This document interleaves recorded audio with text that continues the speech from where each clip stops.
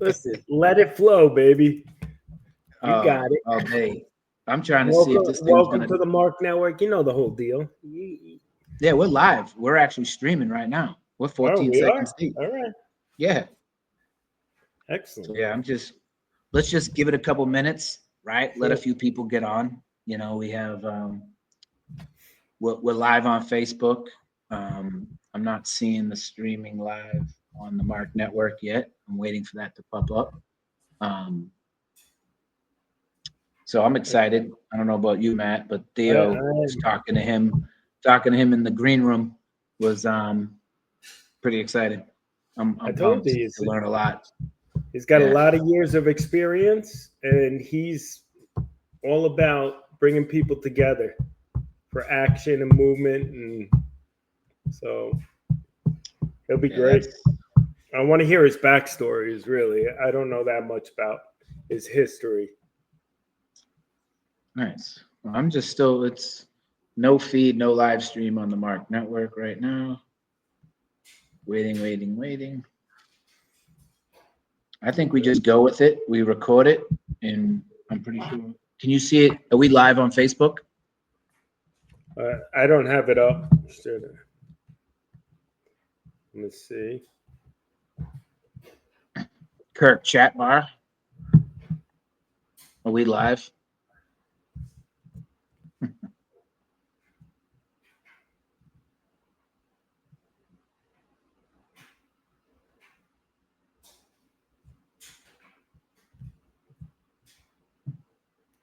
All right. Well, we're going live. Well, let's do it. So welcome everybody to Stronger Together with Marc and Matt. A little bit of technical difficulties, but we always get through them. Yeah, we got an amazing guest this evening for you. I'm going to let Matt introduce him, but before we get started, Matt, I just want to check in.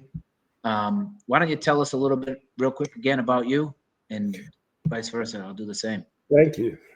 So, Matt Castellucci, I'm from New York, just outside New York City. I am a T6 paraplegic from a motorcycle accident about 22 years ago.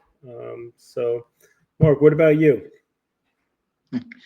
Yeah, Mark Fuqua out of Boston, Massachusetts area, as well as right outside of Austin, Texas. I'm a Boston Marathon bomber survivor and right leg above the knee amputee. And just glad to be here with you and our guest Theo. Man, I really wanted to share something, if you don't mind if I take a few minutes and just share something that happened to me today. I know we talk about, engaging in this conversation about, hey, where are you, what you're going through, but what's happening today. Today, I made a stop at the bank to make a deposit, and across the street was Sam's Club. So I ran over to Sam's Club and just to grab a couple of things I needed. And there was no handicap parking available, typical. So I parked far away so I could open my door to get my leg out, because I need to open my door all the way.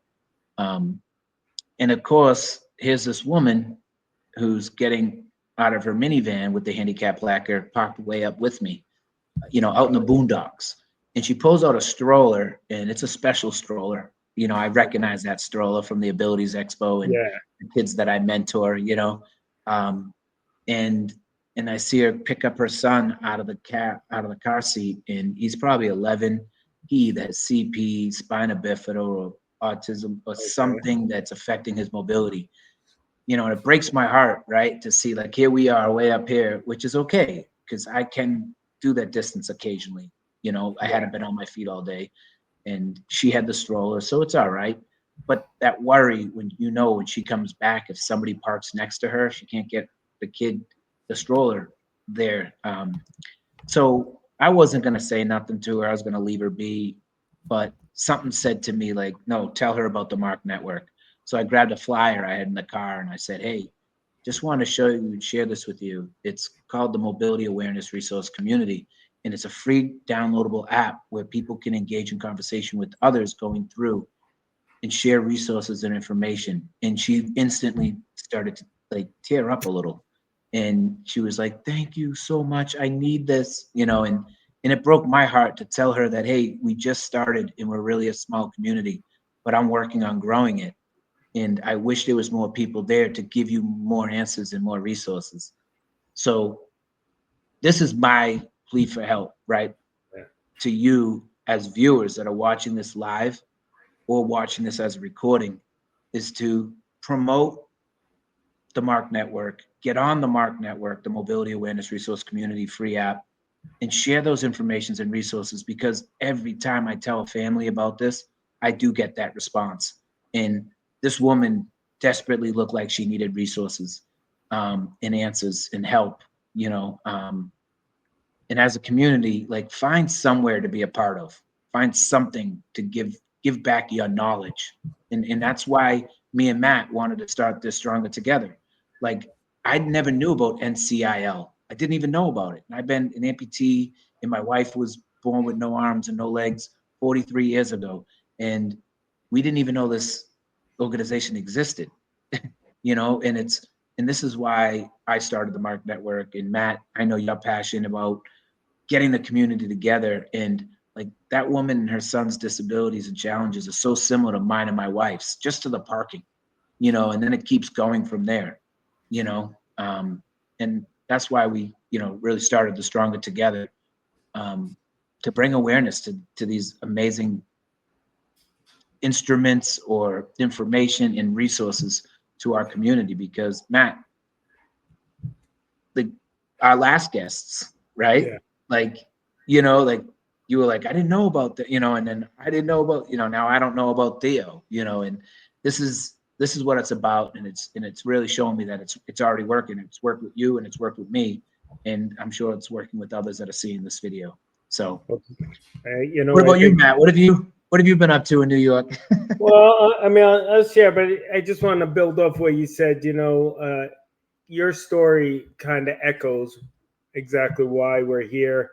And it brings me back to those early days when I was lost and couldn't find things and searching. And, you know, you never know how an interaction can impact someone, and bringing together in a community, joining Marc Network, getting involved, joining our podcast, you know, even if the information you learn of, you don't need in your own personal life at this point, you may be able to impart that on someone else and impact someone else's life. Much like this woman, you know, and your engagement, you know, it will impact her forever, and it'll bring her into a community that will help her to, you know, travel down that road of, you know, life and being a parent, and, you know, getting, you know, that support that she needs to be effective as a parent and help her child to be, you know, live the full life. So, you know, beautiful story. What have I been up to? I actually recently, Mark, I just got this Striker bike I'm excited about. I just assembled it. It took me, they said it was going to take me an hour. I got to say, it took me about 2 days to put it together, but finally got it together, and I went out for a ride. The reason I got it is if the bike clips to the front of my wheelchair, so I don't have to transfer. I have a racing bike that I have to get down low. Sometimes I want to ride with my kids, right? And it's not easy for me to get into my bike and then go riding. So this clips onto my wheelchair. I could ride to the store with my son. I could ride around the park, unclip it, have my wheelchair, and be able to wheel through the store.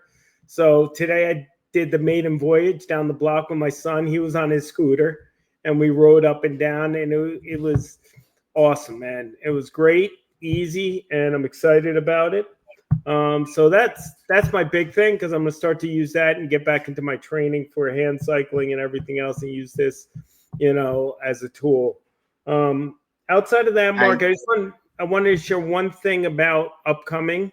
I don't know if it's appropriate. Did you have a comment? You wanted to say something? I'm sorry. No, I love it. I do the hand cycle as well. And it's so difficult. And for me, it's easier to hand cycle without my prosthetic.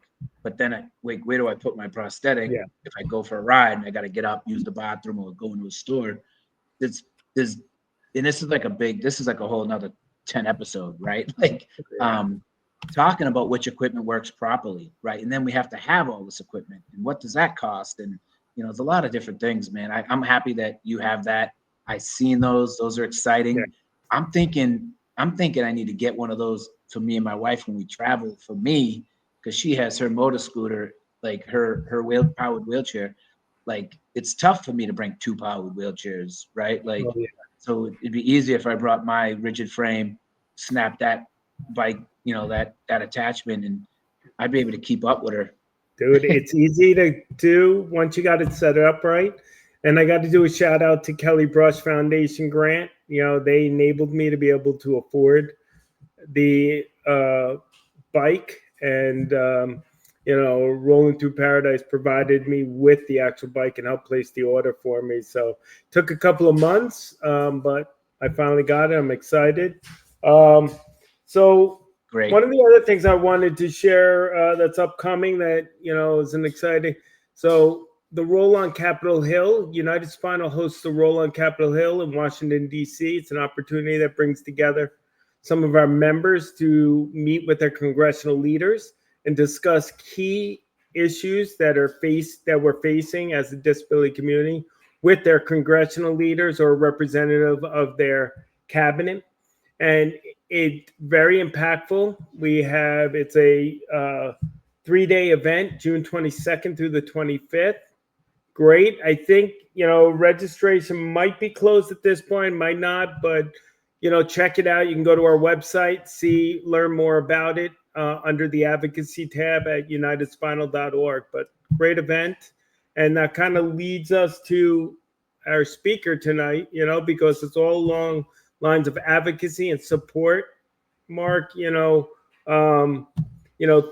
Braddy is the new executive director.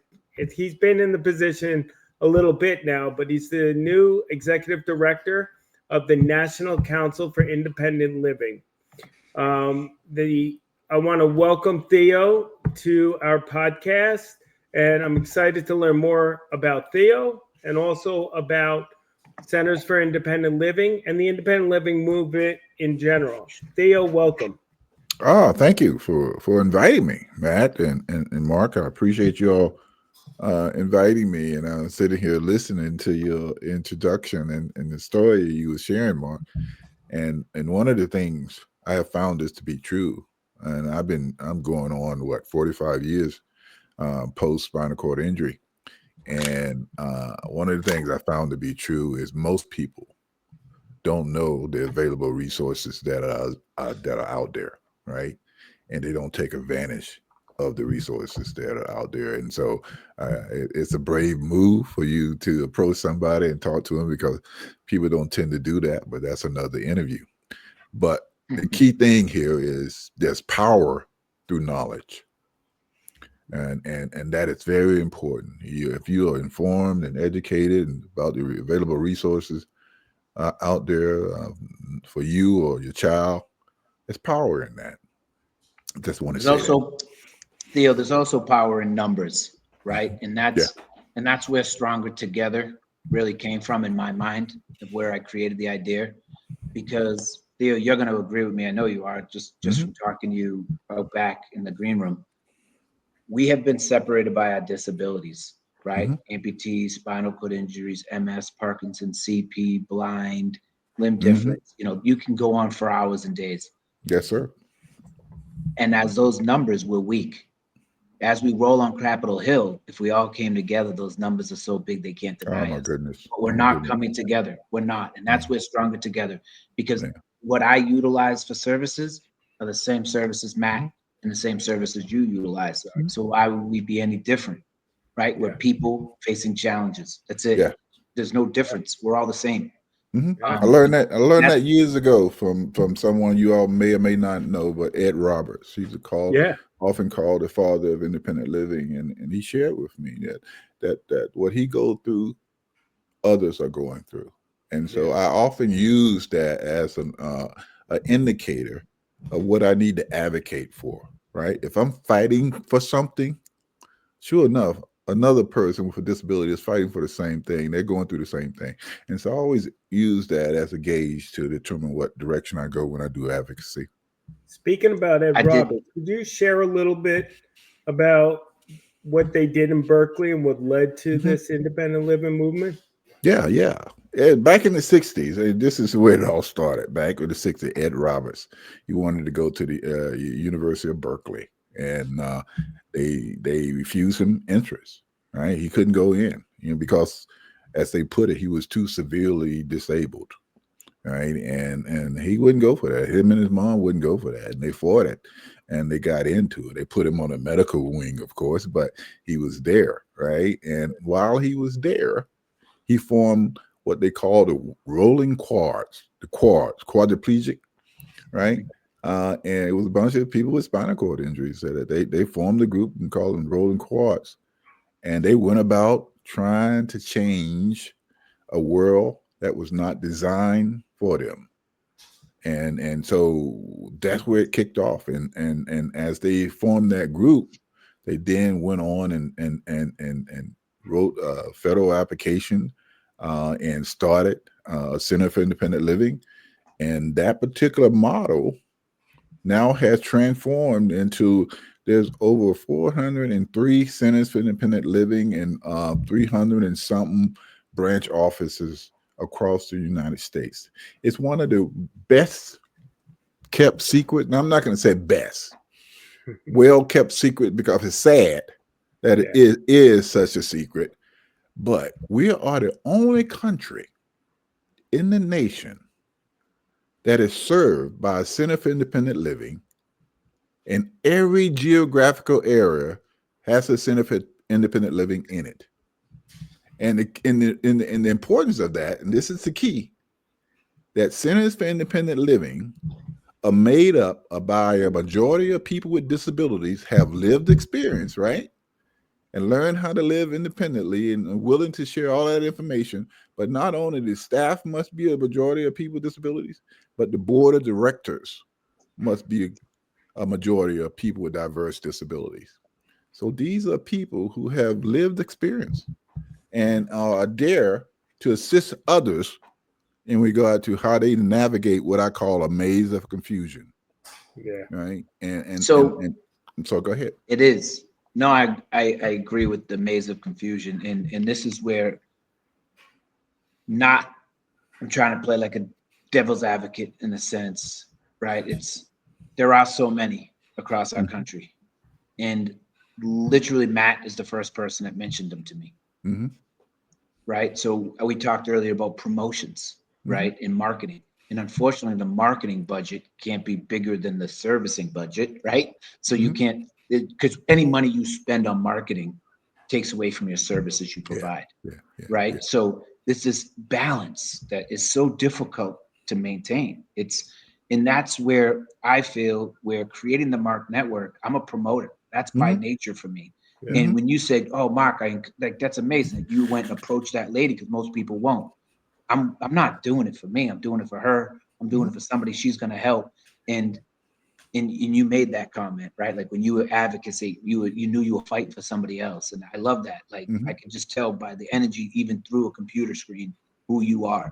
You literally have a glow. It's amazing. And it worries me, that here you are, how long you've been around at the independent, the Center of Independent Living. And I've been someone who could have used it, or my grandmother or my grandfather could have used it. I've been here on earth for 47 years and I've never seen it and never heard of it. Maybe I never was paying attention either, right? I don't know which one it is, but I think as a community, we need to figure that out. And I think as a community, we're so valuable. We control $1 trillion in spend every year, Theo. We don't need to ask the government for nothing. We need to start requiring and requesting these companies that we buy products from to start paying us and start creating. So, and we only can fight and do that with an army. And we have a 60 million person army that we're not tapping into because we're divided by our disabilities. So you're telling me, and I'm hearing this independent living is so amazing to me. It is. I need to know more, because my wife was born with no arms and no legs. Right. And I don't know where we're going. And this is the thing.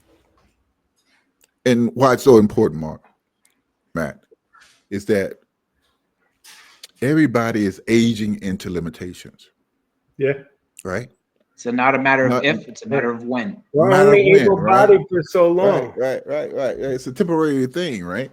And not only that, we're facing all of these kind of accidents that happens every day. We're dealing with war, people coming back with head injuries, amputations, and all of those things. And most people who are non-disabled don't believe it will ever happen to them, right? Yeah. And so they don't pay attention to stuff. And so my thing is, be proactive, learn this stuff. So, even with the people who are aging into limitations, who are active and want to do stuff, but in their mind, they believe in what they see on TV, that living with a disability is a death sentence, or, life is not worth living with a disability, but it is. Right. And Yeah. so, but they're caught up in that ableism and so forth, and that belief, what they see on TV and the movies, and they don't really understand how people can manage their disabilities so well. But not only that, function and go on and do amazing things. Yeah. We're on, one of the things I wanted to ask you is like along lines of like, what is the barrier? How come people don't know about Centers for Independent and what they're capable of doing? Well, obviously, I think Mark touched on it a little bit. We don't have the funds to do a lot of marketing promotion, right? Typically, what happens in regard to what we do is word of mouth, right? And people learn about disabilities and Centers for Independent Living, and we need to do a better job at it, right? And educate people about what's out there. And it's amazing to me how often I hear that I never heard about a Center for Independent Living. Never heard about it, right? And these are people living with disabilities. Yeah. Right? No, Theo, go ahead. Matt, no, what are you going to say, Mark? No, I was just going to say that you are literally stating the reason why we need a central location for people to go to, right? Like if I want to know about the NFL, I go to NFL.com, right?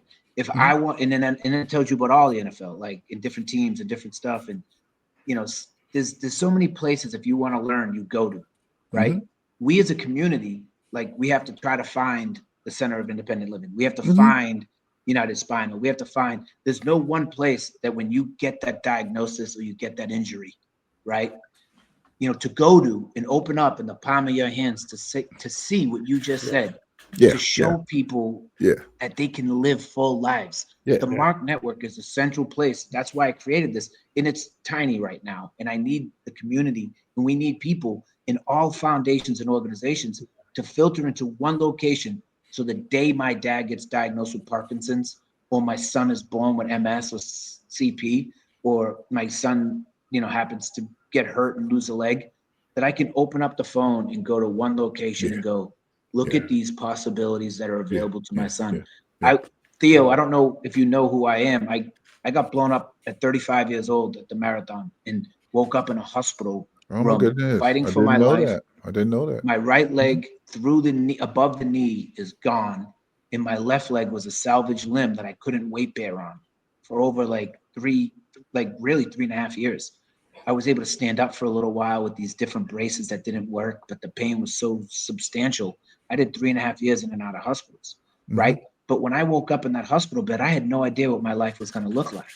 If I had somebody that would have opened up a page and that would have showed me that I can have a life, take my kids skiing. I ski. I've done 8 marathons on hand cycles. I've done Spartan races. Helicopters and skydived. And I never thought, as I was laying in that bed at 35 years old, that I was ever going to be able to do any of that again. No one never does. No, and that's why I wanted to create a platform where we as people could show others that it's like, look at what you are, look at your position and that you're holding. That is ginormous. Like, it didn't start there, Mark. It started at age 15, right? My desire in life was to be a professional basketball player. But I broke my neck playing high school football. I didn't expect that, right? I entered into a whole and I became a C4 quadriplegic. So nobody ever expected it happens, right? And it happened as at a moment where your parents or your loved ones don't have no idea what is the next thing that need to happen. It happened at a moment and you are in a complete chaos. and you're looking for something. You're looking for help and somebody to direct you. I was a 15-year-old kid with a spinal cord injury, laying in bed and cannot move. And I was in Georgia, and I didn't know. Only thing that I knew, and I got the wrong information, because at the time, people told me I needed to go into a nursing home. Yeah. So at age 15, I went into a nursing home, and I spent a Oh, year you in a did? nursing home. And I'm telling you right now, nursing home is no place for a 15-year-old, right? So But wait, that was the only information, and I had at that time. Was other people living with disabilities not in a nursing home? Yes, but nobody spoke that truth to me. how did you find your way? How did I find my what? Your way. How did My you way find out of that. Fortunately, I was in Georgia and my sisters were in Pennsylvania, and they, we was poor, and they collected some money, and they didn't want to see me in a nursing home, so they collected some money, got me out of there, and flew me here to Pennsylvania, and that's how I got out of that nursing home. Other than that, I probably would have been still there. So because were there centers for independent living available then? When did you connect with them? Yeah, well, I didn't connect with Centers for Independent Living, believe it or not, until 1988. Wow. 1988. And I got that by chance. Someone was telling me about it based on the fact that they knew I had just graduated with my MSW and I just got out of school and looking for a job. And they just said, hey, there's a group of people trying to write a grant to start a Center for Independent Living. And I knew the power of volunteerism, so I decided to see looked into it. I joined, they got the application, and the president of that coalition knew my background and said, hey, won't you interview for the position? Right? Yeah. And I did. They hired me, and she gave me a key to a place they had rented and said, start a center. I didn't know anything about a center. Yeah, the only thing she said was start a center. So I went to the internet that they had at that time and found a 60-minute documentary that 60 Minutes had did on Ed Roberts, right? And he was known as the father of independent living. Yeah. I just happened to search and got his name, and I had this money, and I flew him in for 2 weeks, and he mentored me. Right? Wow. And that's how it all really started. Right? So you got mentored by the master. Yeah. And not only that, I brought it. I don't know if you know Justin Dart. I brought in Justin Dart. And he also, he's this guy, the reason why we got the American Disabilities Act, right? And these guys really did a work on me in regard to telling me how, we need to be our own best advocate, right? A lot of people will advocate for somebody else, but they have a hard time advocating for themselves, right? And so, and then I knew how important it was to have knowledge, right? And I started to educate myself, right? And once you can be educated on the laws and the programs and the things that benefit people with disabilities, that is power. And so when people are discriminating against you, and the remedies that you have in regard to changing things around, and I sought that out, right? And I became an expert in the ADA because at the time nobody knew anything about it, and that's how it all started. Wow. Now, you said you got your MSW. What led you, prior to connecting with the SILs and all that, what motivated you to pursue that and even go to school, and what was that? It was a couple of things. One is when I was in Elizabethtown Hospital for crippled children. That's where I went when I got up here in Pennsylvania. They put me in that facility. It was for crippled children at the time, and at that place, this staff member, and he really wanted me to get my GED, and I learned something during that period of time. Right. You got to have the right teacher, and you got to have the willingness to do the work, right? Mm-hmm. And if you can do that, you can learn anything, right? And I pass that on to all the people I mentor, right? And I started, once I got my GED, it was nonstop, And what really got me into advocacy, I overlooked this, was when I was really young. I think I was about 16 then. I wanted to stay up past 7. And these two big orderlies came in and forcefully put me into bed. And I felt so bad that I didn't have any power, any control of my own life. That really kicked everything off of me. Wow. And that's where I started seeking education and power through knowledge. Wow. That's That's wow. That's my wife made a comment to me when I asked her to come to this camp where you could ski as a person with limb difference.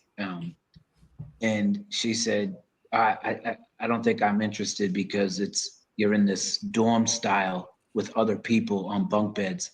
And I said, well, why? She said, well, someone could just put a pillow over my face and I couldn't do nothing to stop them because she has no arms to push them off, you know? And I never thought, like, because I have the use of my arms, you know, maybe not my legs sometimes, but I'm like, I never even thought of that. Like things you don't think of, right? That would change. She graduated Texas A&M, you know, and that knowledge, I mean, she uses that as a weapon against me every day, right? Like, well, that's my sister was probably my driving force, because I remember when I was first hurt and I was in ICU and I had no use of my arms at that point because I was also, aside from a T6, I was a C6. And then I had other injuries to my upper extremity. So I had no movement. And I looked at my sister and she said, you know what? You have one great tool. And I was like, what? She's like, you got your mouth. As long as you can speak and say something, you could direct anyone. You just got to be the loudest voice in the room and tell, and you can advocate. And you know what? It really meant a lot to me because I realized, because I felt like I had no control. And then all of a sudden, she gave me control back through directing people, telling people, you know, speaking up. So each one of us have our own journey, right? And we go through these things, and those things build us up to do other things, right? I often say, you know, what we go through is our platform for our mission and ministry, right? What I went through at age 15 and everything beyond that put me in a position to share it with others so they don't have to go through the same thing. And so we got to do that. We have that responsibility. It's not something that we should neglect, right? It's a responsibility, right? A maze of confusion should not last forever. When we got so many people, like Mark said, that have similar, you know, problems and issues. You know, everybody got issues. Almost nobody don't have issues in this life. You know, it depends on, you know, we go through issues with our disabilities, but everybody got other issues. Some of them are difficult than living with disabilities. And this is the thing, I believe, with a lot of stuff. We don't know what we don't know, right? And a lot of people without disabilities, they don't know what's going on in the lives of people with disabilities. They just don't know it. And so some things are very intentional, but most of the stuff that people without disabilities do is not unintentional. They just don't know. Well, that's it. Theo, it's crazy what you say, and like God given a platform. Like I was saved that day for no other reason than the platform that I was given. Nobody seeks the help or that level of exposure that I received.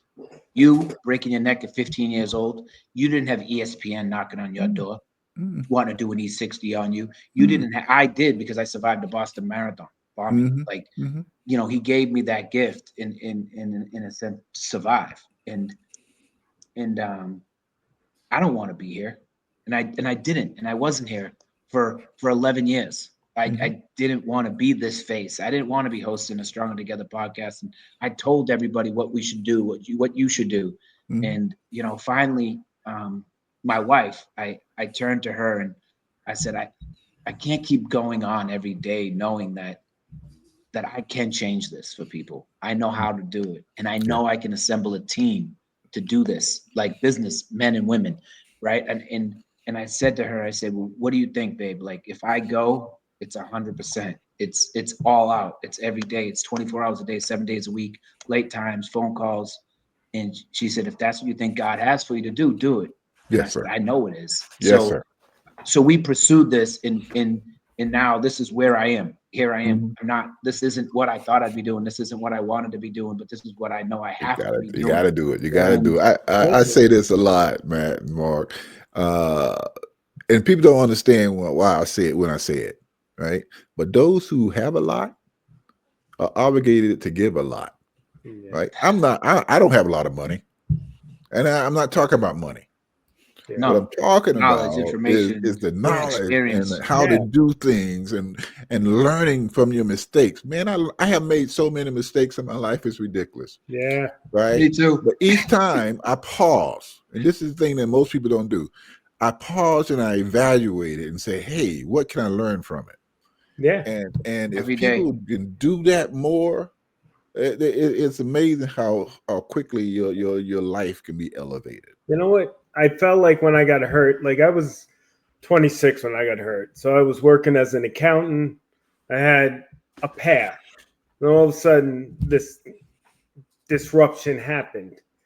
But it happened for a reason. All of a sudden, I was thrusted down a whole new path. But I was able to realize that, you know, this direction, I embraced it and I went with it. And it led me to this whole new, you know, life. Like I wouldn't be the person I am today if my accident didn't happen. Yeah. And I realized, you know, from my experiences in those early phases, I realized the value of bringing information, resources to the community, sharing, imparting. You know, I don't want anyone to ever go through the struggles, but I also, like you, made a lot of mistakes.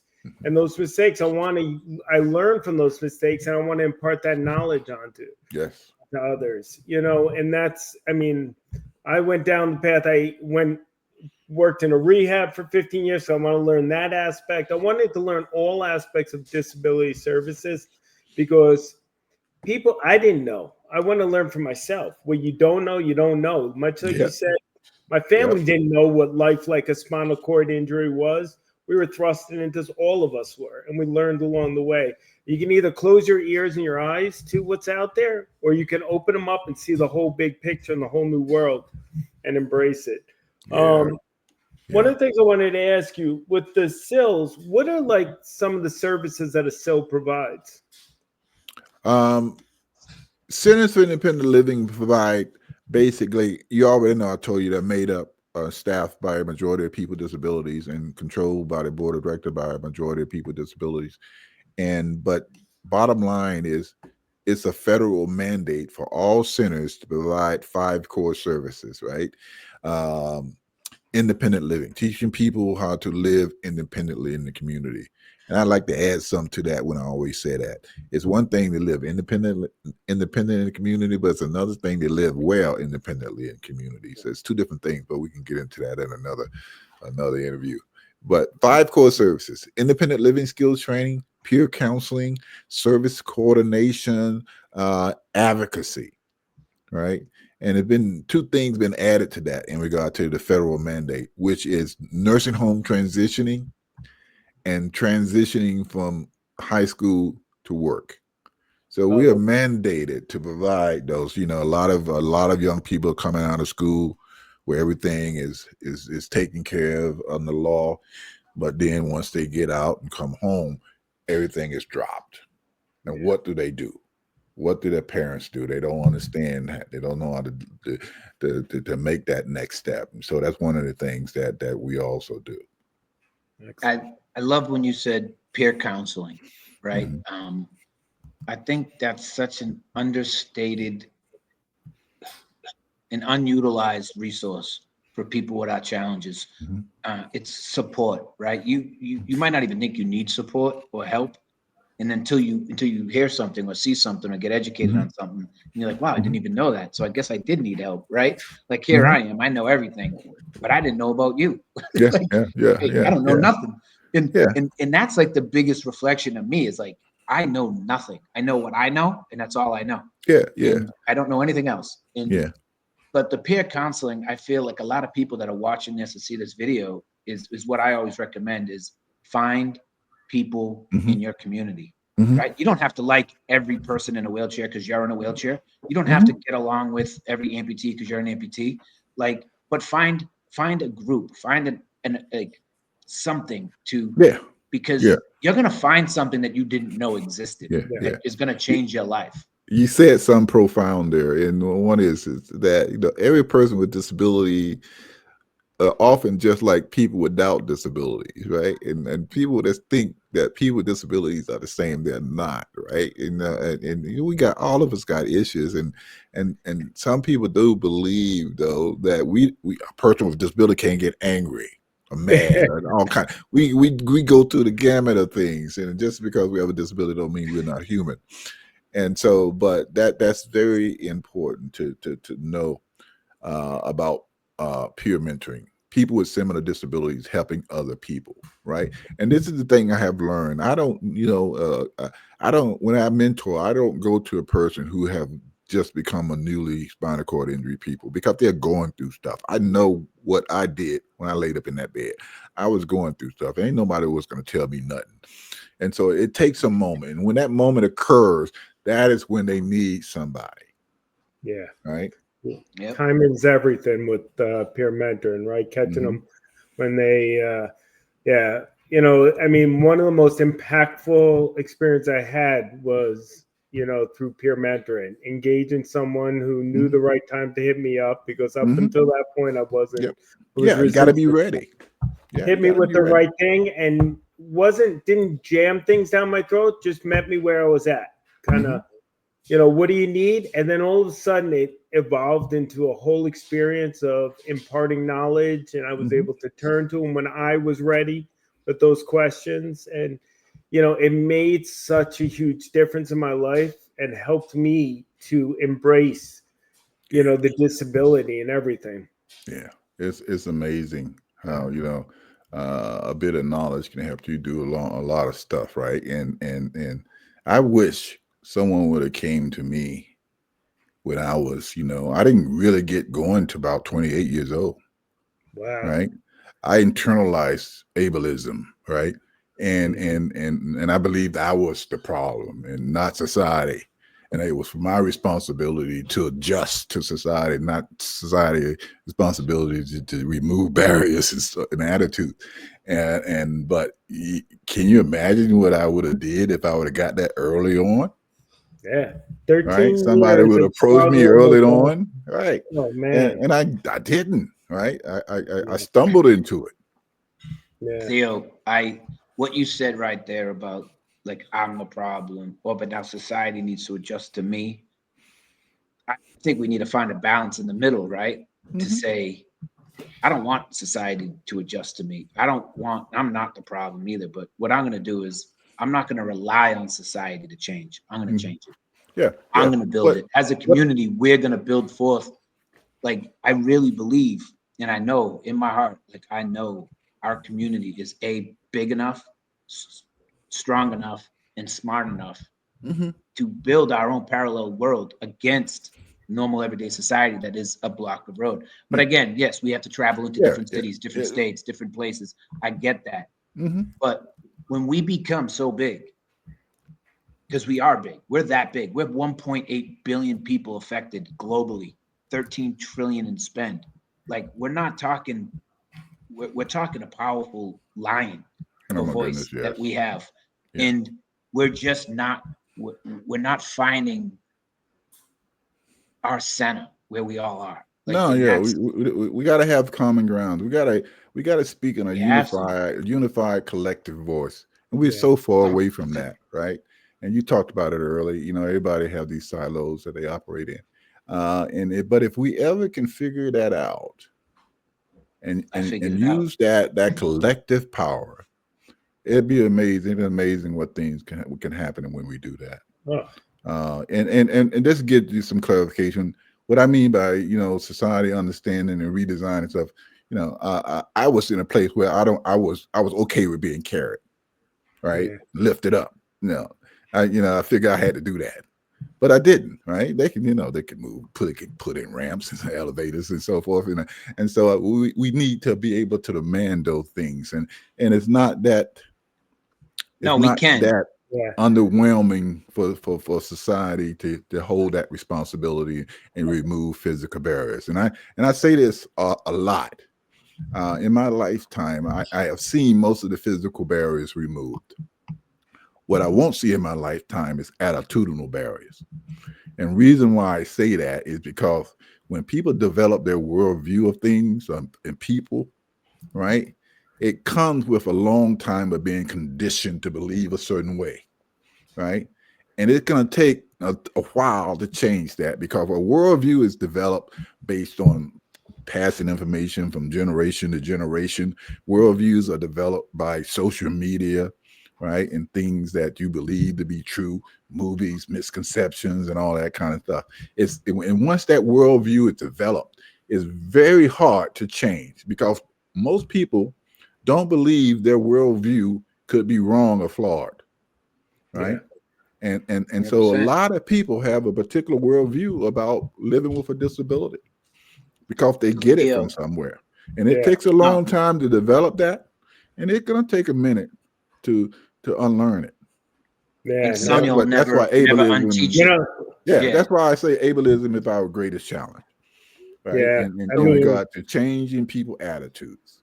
people have this preconception notion of what, what a person with a disability is capable of achieving in life. And I remember the first time I moved in with my sister after my injury because it was most accessible, and her neighbor came over because my brother-in-law was a plumber and came over to ask my brother-in-law a question. She saw me, and then she left. And then my brother-in-law went over there later, and all she talked about the entire time was how sad and pathetic it looked, and how. So then she came over that later that day, and I was not. You said about people having emotions. I usually kind of stifled my emotions because I felt like I couldn't express it, but it boiled over, and she came over, and the moment she entered the house, I didn't wait, and I don't even know where it came from because it's not my nature. But I said, I feel bad for you. Oh my God. And she just looked at me with the startled look. And I said, oh, it's so sad. She said, sad? What's sad about me? I said, you walk this planet not knowing what your strengths are, and especially what your weaknesses are. I was forced to face it at 26 years old, and I know myself as a whole person, good, bad, and ugly.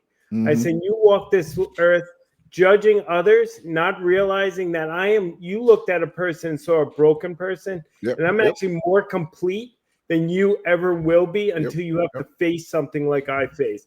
Don't, and she said, I am so sorry. And I said, don't apologize, just recognize. Don't ever make a prejudgment. Right. Yeah. I'm not angry at folks, right? Because they have oppressive ideas about me and people like me, right? And that's what we face every day. Yeah. And I believe with my whole heart, education is the key. Yeah. Next right? generation. So, I Theo, love little kids. Yeah. Yeah.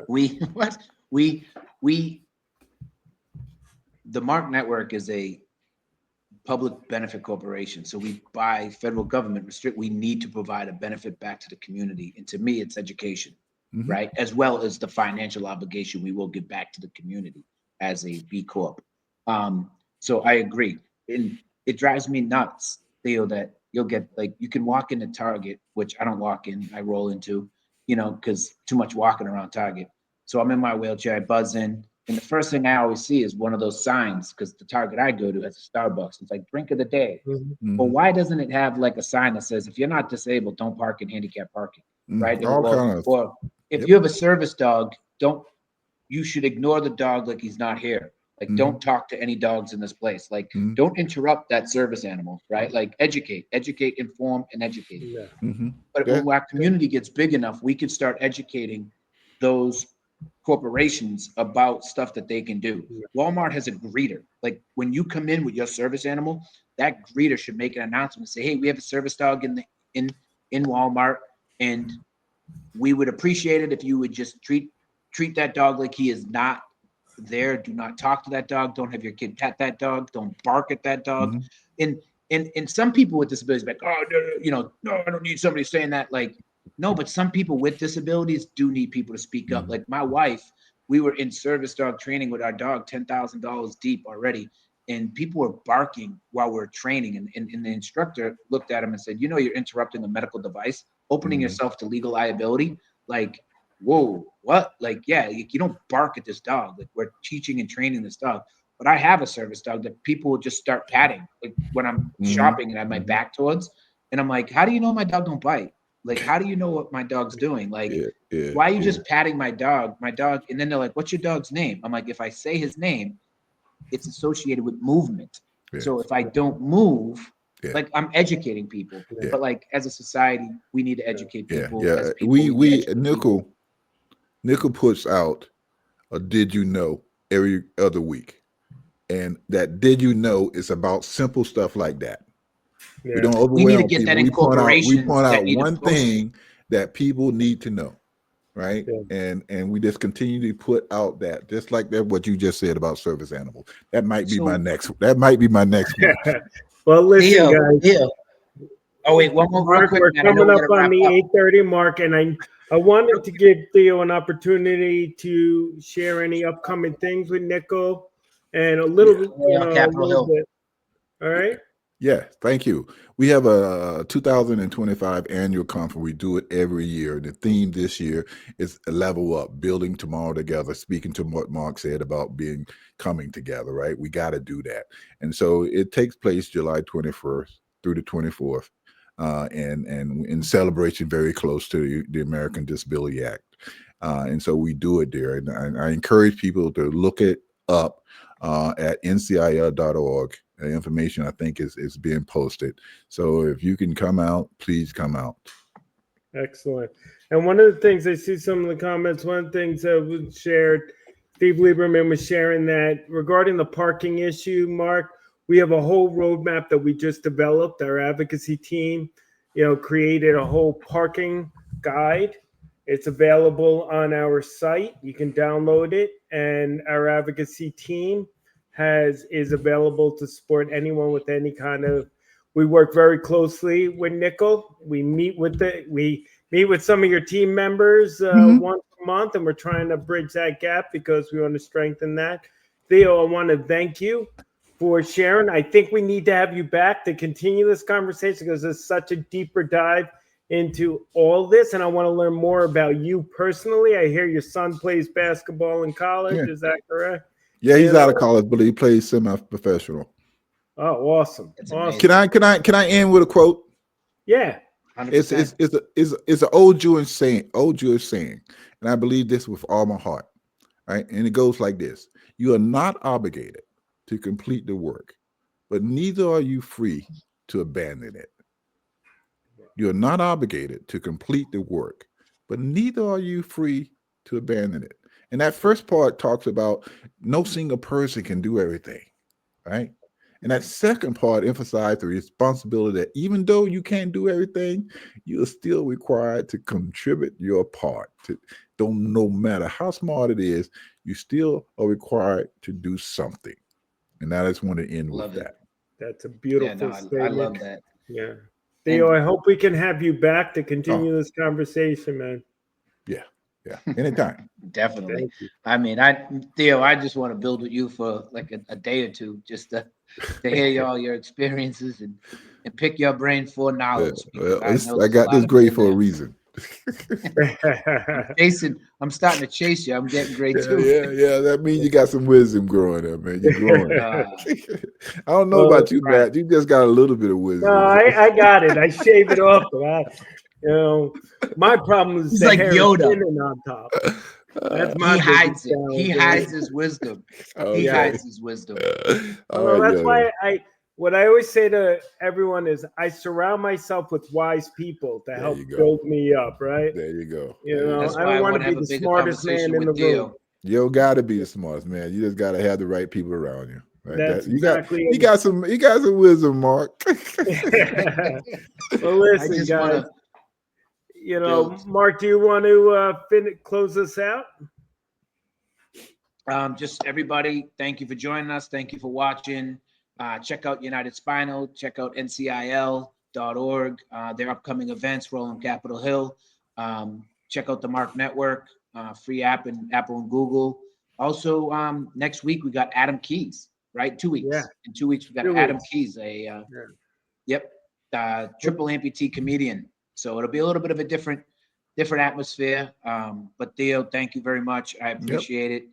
And I really do plan on building with you and learning a lot more about the independence of, Call me back centers of anytime, buddies. independence All living. right. Awesome, Appreciate man. it. Awesome. And listen, for everyone out there, if you missed anything during this, we'll be rerunning this next week, a recorded version of this next week, and it'll be available through the Mark Network and UnitedSpinal.org. Theo, thank you again. And Mark, great show. And tune in 2 weeks for Adam Keys, guys. Have a good Be night. blessed. Bye-bye now. Stay blessed. Matt.